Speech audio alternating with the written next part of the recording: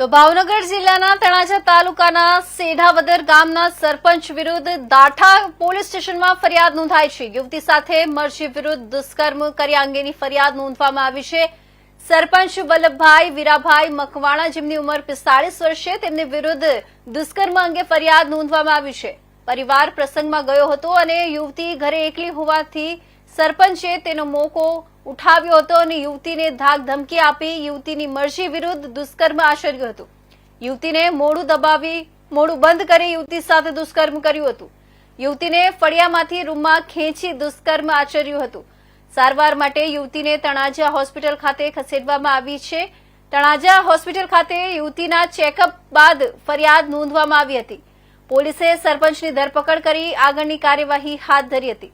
તણાજાના સેઢાવદરમાં યુવતી સાથે થયેલા દુષ્કર્મને લઈ ગામમાં ચકચાર મચી જવા પામી છે। દાઠા પોલીસ દ્વારા દુષ્કર્મ આચરનાર સરપંચની ધરપકડ કરવામાં આવી છે।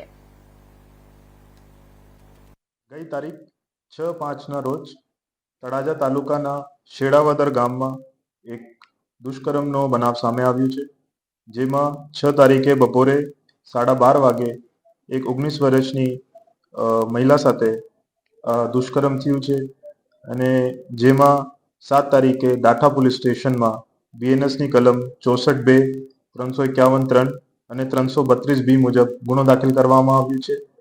આમાં બનાવની હકીકત આ પ્રકાર છે કે જ્યારે ભોગ બનનાર ઘરે એકલી હતી, બપોરના સમયે આરોપી વલ્લભભાઈ વીરાભાઈ મકવાણા, જે શેઢાવદર ગામનો છે, એ એમના એકલાપણાનો લાભ ઉઠાવીને અને ઘરે જઈ બળજબરી કરી એમની સાથે દુષ્કર્મ, જેમાં આરોપીની તારીખ 7ના રોજ ધરપકડ કરવામાં આવી છે અને આગળની તપાસ